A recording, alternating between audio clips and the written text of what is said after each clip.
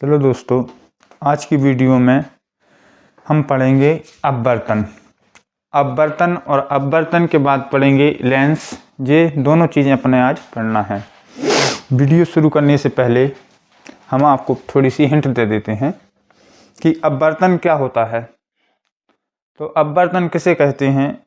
जब कोई प्रकाश किरण एक माध्यम से दूसरे माध्यम में प्रवेश करती है तो टकरा कर कैसे जाती है? सीधी आर पार चली जाती है। उसे क्या कहते हैं? अपवर्तन। सीधी आर पार चली जाए तो उसे क्या कहते हैं? अपवर्तन कहते हैं। इसको अपन अब समझ लेते हैं। हेडिंग डाल दें।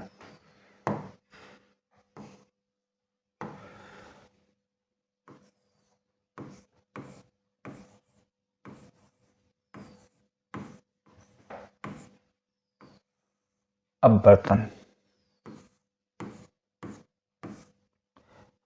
अब अपवर्तन कहाँ कहाँ होता है? सबसे पहले जैसे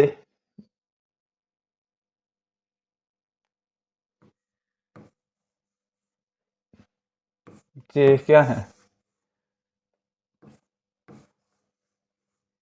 तारे हैं।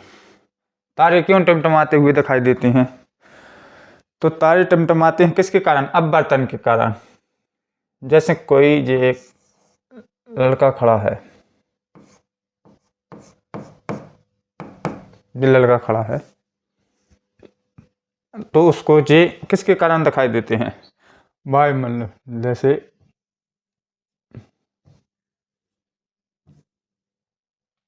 ये क्या है? वायुमंडलीय। वायुमंडल में क्या है? वायु होती है। तो जैसे ही प्रकाश जाएगा तो इसमें थोड़ी देर के लिए क्या हो जाएगा? छुप जाएगा, जिसके कारण तारे क्या दिखते हैं उनको? टिमटिमाते हुए दिखाई पड़ते हैं। अब देखो आगे बढ़ते हैं।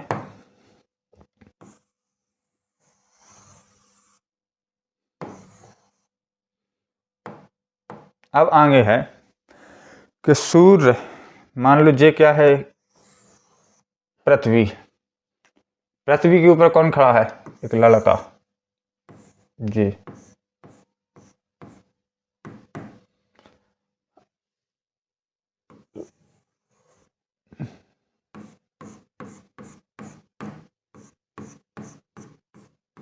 ये कौन है?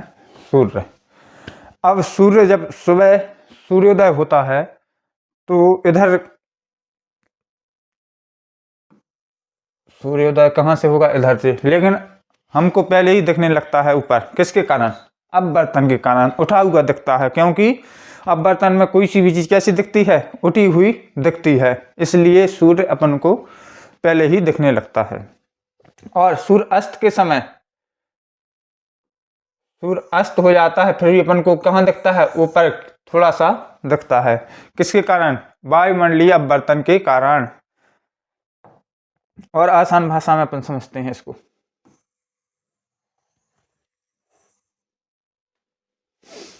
ऐसे मान लो आप बहुत तेज दौड़ रहे, जमीन पर बहुत तेज दौड़ते हो, जमीन पर तेज दौड़ते हो और जैसे ही कीचड़ में चले जाओगे तो स्पीड कैसी हो जाएगी? कम।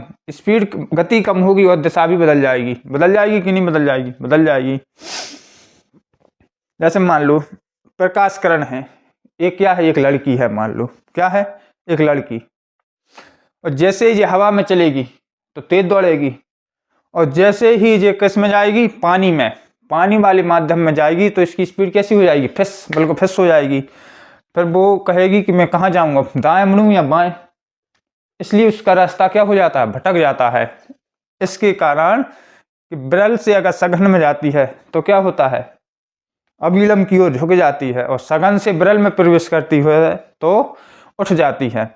इसलिए उसका माध्यम कैसा हो जाता है? चेंज। तो फिर जैसे ही वो पानी से किस में आ जाती है? हवा में, मतलब वायु में आ जाती है, तो और तेज दौड़ने लगती है। फिर वो कहती मजा आ गया। अब देखो आगे देखते हैं। और एक गिलास में तनका टेढ़ा हुआ दिखाई देता है। टेढ़ा किसके कारण? अपवर्तन के कारण। देखो समझे? अब अपवर्तन डायग्राम द्वारा बताते हैं। ये क्या है? सीधी रेखा। इसको क्या कहते हैं अपन? कलर चेंज कर लें। ये है एक रेखा, इसको कहते हैं अभिलंब। क्या कहते हैं? अभिलंब। कोई प्रकाश किरण यहां से आ रही है, देखो जाएगी कहाँ? सीधी।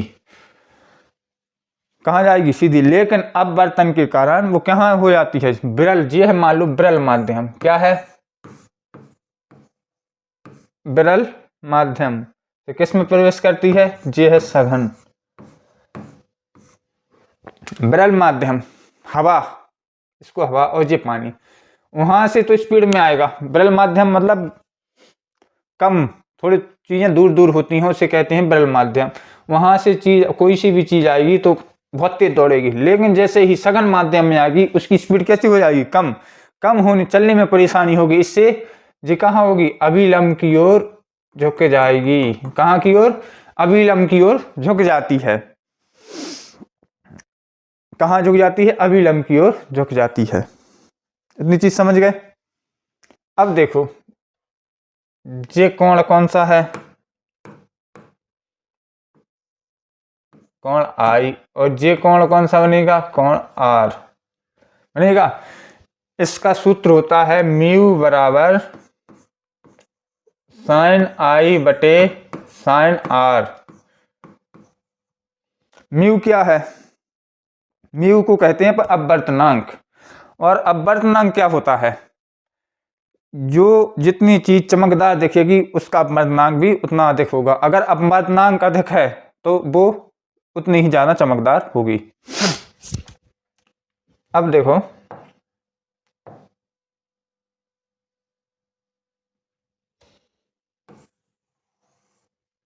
अपन इसको चेंज कर दें थोड़ा, सघन से विरल में प्रवेश करते हैं। ये है कौन सा माध्यम? सघन माध्यम। ये कौन सा है? विरल माध्यम। क्या है? सघन से विरल माध्यम। सघन माध्यम से विरल माध्यम में प्रवेश करती है तो क्या होता है? सघन से विरल में प्रवेश करती है तो क्या होता है? ये है घना माध्यम। ये कैसा है? दूर दूर रहती हैं विरल माध्यम, व्याग्र माध्यम। तो सघन माध्यम से जब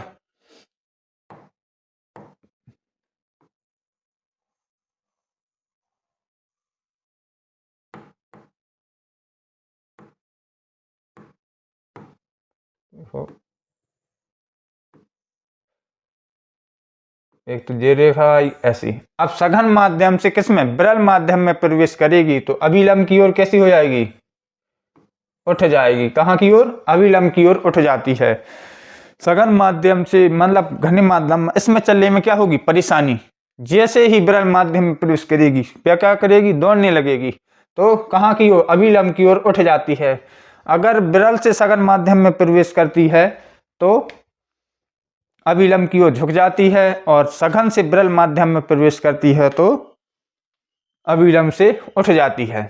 इसी के कारण गिलास में रखा सिक्का ऊपर उठा हुआ दिखाई देता है। अब देखो आगे अपन पढ़ते हैं, इसके सूत्र होते हैं। देखो सूत्र बताएं। सूत्र क्या है? देखो एक तो होता है म्यू बराबर क्या होता है? साइन आई बटे साइन आर, अपवर्तनांक निकालने के सूत्र। और एक और होता है वास्तविक गहराई बटे आभासी गहराई। वास्तविक बटे आभासी। और एक और होता है म्यू बराबर सी बटे भी। ये है निर्वात, और ये है माध्यम। क्या है? माध्यम। तो निर्वात बताएं। निर्वात मान लो, निर्वात में प्रकाश की चाल कितनी होती है? निर्वात में प्रकाश की चाल कितनी होती है? 3 गुणा 10⁸ मीटर प्रति सेकंड कितनी होती है? 3 गुणा 10⁸ मीटर प्रति सेकंड होती है। और माध्यम में प्रकाश की चाल होती है 1.2 गुणा 10⁸ होती है। अब 10⁸ से 10⁸ कट जाएंगे, 1.5 दूनी 3, तो इसका आंसर अपवर्तनांक कितना आ गया? 2। तो ये 3 सूत्र होती हैं अपवर्तनांक निकालने की। अब इसके अपन अपवर्तनांक में देखेंगे किसका कितना मान होता है। अपवर्तनांक किसका कितना अपवर्तनांक होता है, जितना अपवर्तनांक अधिक होगा उतनी ही चमकदार दिखेगी अपन को वस्तु।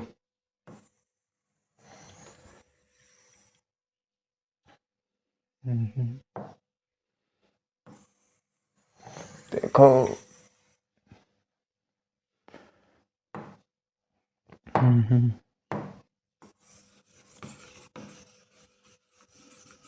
अब देखते हैं पानी अपवर्तनांक किसका कितना, निर्वात में अपवर्तनांक कितना होता है?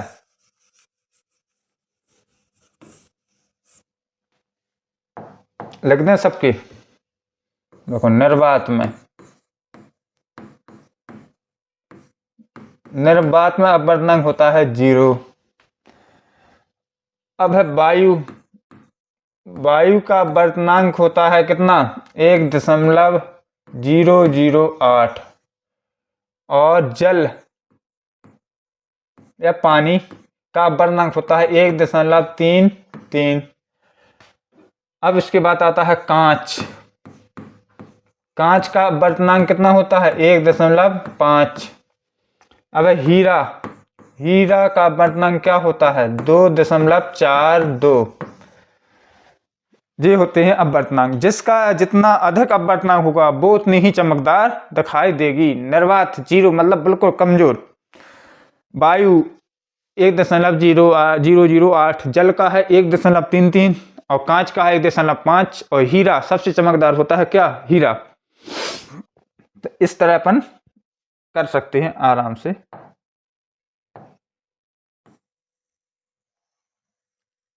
अपवर्तन समझ में आ गई? कोई सी भी वस्तु पानी में अगर रखें तो वो ऊपर उठी हुई दिखाई देती है। किसके कारण? अपवर्तन के कारण। क्योंकि विरल से सघन माध्यम में प्रवेश करती है या सघन से विरल में प्रवेश करती है तो क्या होता है? सघन से विरल में करती है तो ऊपर की ओर उठी हुई दिखाई देती है, और विरल से सघन में करती है तो अभिलंब की ओर झुक जाती है। और लोहे की छड़ अगर पानी में डालें तो वो टेढ़ी दिखाई देती है। कैसी दिखाई देती है? टेढ़ी।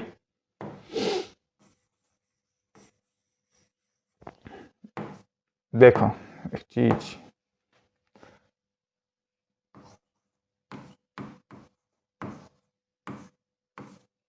लेंस क्या होता है? लेंस कितने प्रकार के होते हैं? 2 प्रकार के। एक मिनट।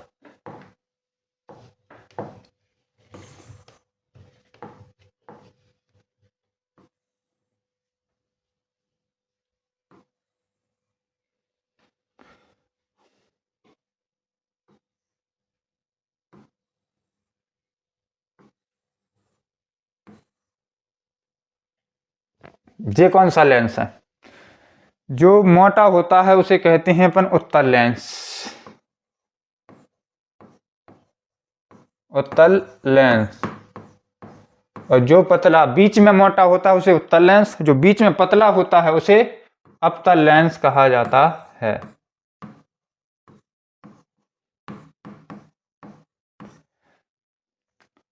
लेंस देखो अब समझे, मोटा हुआ बीच में मोटा होता है तो उसे कहते हैं उत्तल लेंस, और बीच में पतला है तो समझ जाओ कि अपतल लेंस। अब देखो जैसे मान लो इसमें से प्रकाश आएगा,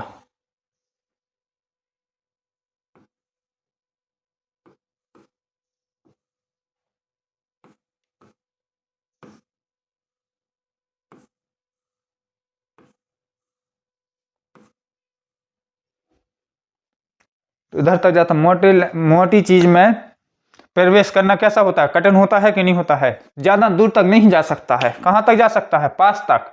इसलिए किरणों को क्या करता है, इकट्ठा। अगर पास की चीज देखना है तो अपन किसका प्रयोग कर सकते हैं, उत्तल लेंस का प्रयोग करेंगे। अगर दूर तक का देखना है तो किसका प्रयोग करेंगे,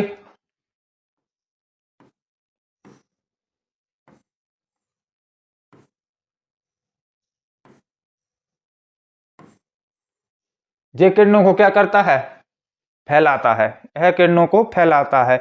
अगर दूर की चीज देखना है तो किसका प्रयोग करेंगे, अवतल लेंस का प्रयोग किया जाता है। ज्यादातर जो चश्मे में लेंस लगा होता है वो अवतल लेंस होता है 90%। अब चलो यहां से एक क्वेश्चन पूछते हैं तुम लोगों से, क्वेश्चन बताना।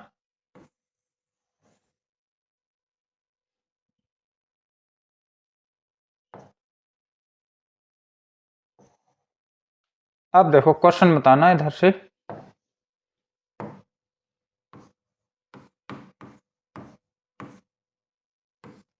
यहां से क्वेश्चन पूछते हैं, औस की बूंद, किसकी, औस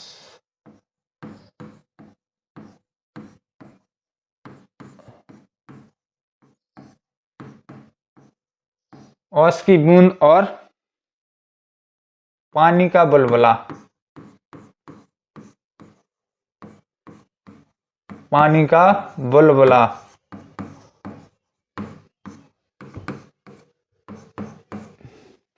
औस की बूंद और पानी का बुलबुला किस लेंस की तरह काम करता है, ये क्वेश्चन आप बताओ। औस की बूंद और पानी का बुलबुला उत्तल लेंस की तरह काम करता है या अवतल लेंस की तरह, और पानी का बुलबुला उत्तल लेंस की तरह काम करता है या अवतल लेंस की तरह। औस की बूंद कैसी होती है,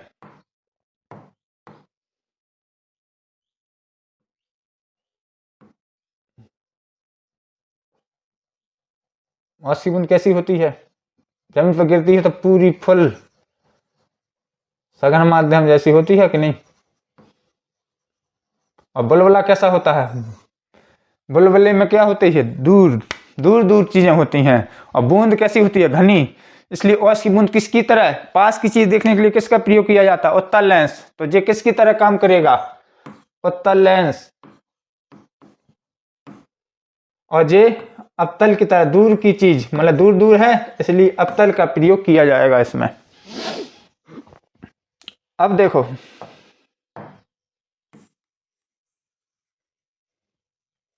एक क्वेश्चन और लास्ट में देंगे आपके लिए क्वेश्चन। अब पढ़ते हैं अपन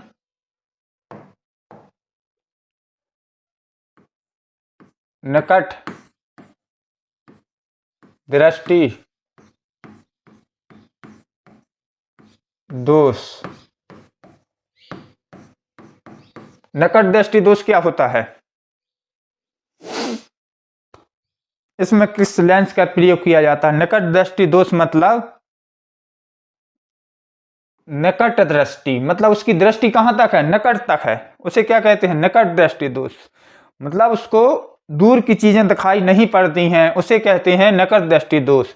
मतलब दृष्टि उसकी कहां तक है, निकट दृष्टि, मतलब निकट तक उसकी दृष्टि है, पास तक देख सकता है, दूर की वस्तुएं नहीं देख सकता है। इसलिए इसमें किस लेंस का प्रयोग किया जाता है, दूर की चीजें देखने के लिए किसका प्रयोग किया जाता है, बताओ।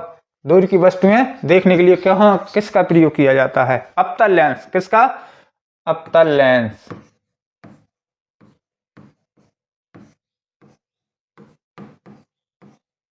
दूर की वस्तु देखने के लिए किसका प्रयोग किया जाता है, अवतल लेंस। अब इसको कहते हैं क्या, अब है दूरदृष्टि दोष।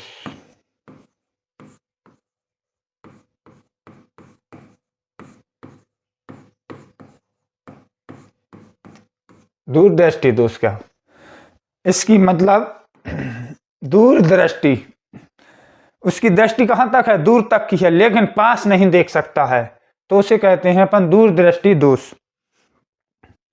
तो दूर की चीजें देखने के लिए किसका प्रयोग किया जाता था, अवतल। अब इसकी दृष्टि दूर तक है लेकिन पास की चीज नहीं दिखती है, तो किसका प्रयोग किया जाएगा, उत्तल लेंस का। उत्तल लेंस। किसका प्रयोग करेंगे? उत्तल लेंस। अब अगला है जरादृष्टिता। जरादृष्टिता ये दोष किसमें पाया जाता है?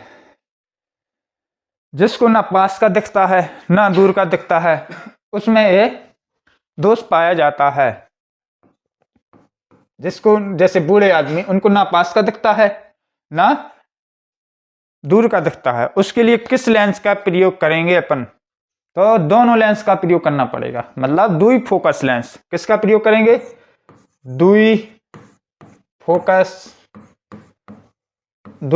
लेंस। किसका प्रयोग? द्वि फोकस लेंस। जैसे देखो,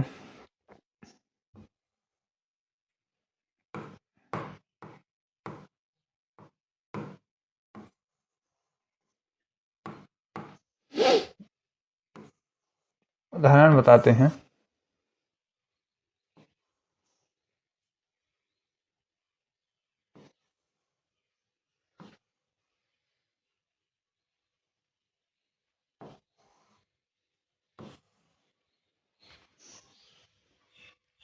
अब अगर आपको कहाँ का देखना है, पास का देखना है, तो उत्तल,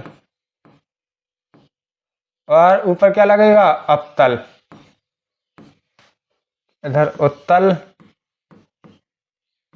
और ये अवतल। द्वि फोकस लेंस का प्रयोग किया। चश्मे में कौन सा यूज करेंगे? द्वि फोकस लेंस। नीचे का मतलब पास का देखना है तो नीचे देखेंगे तो उत्तल लेंस, दूर का देखना है तो ऊपर की तरफ देखेंगे तो अवतल लेंस। तो जरादृष्टिता दोष में जिसको ना पास का दिखता है ना दूर का दिखता है, उसके लिए द्वि फोकस लेंस का प्रयोग किया जाता है। इसमें कोई दिक्कत नहीं। चलो आगे बढ़ते हैं।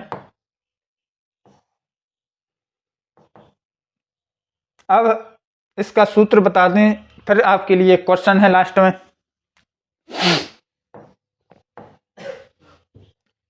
इसका सूत्र क्या होता है लेंस का? 1/f बराबर 1/v,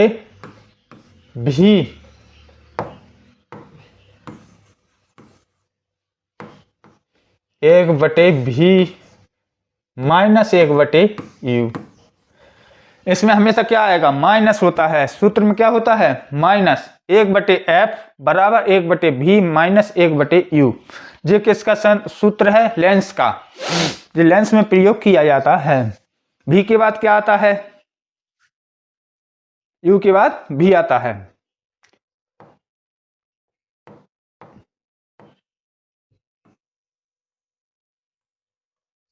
इस सूत्र को एक और तरीके से समझाएं। चलो देखो, 1/f बराबर 1/v माइनस 1/u है।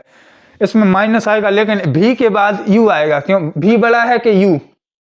जैसे a b c d होती है, इसमें a बड़ा होता है कि b? तो b बड़ा है a से, इसलिए v बड़ा है किससे? u से। u पहले आता है और v किस में आता है? बाद में।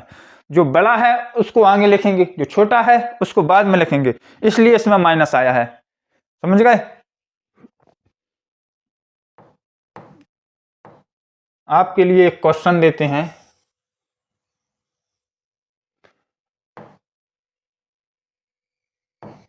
कमेंट में बताना। ये है एक बॉक्स।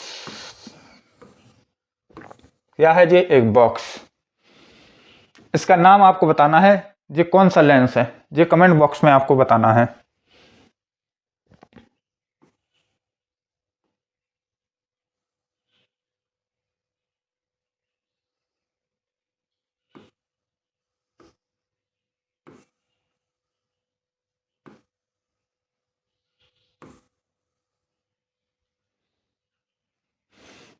ये कौन सा लेंस प्रयोग किया जाएगा? एक और बॉक्स बनाते हैं। दोनों क्वेश्चन आपको कमेंट बॉक्स में बताना है।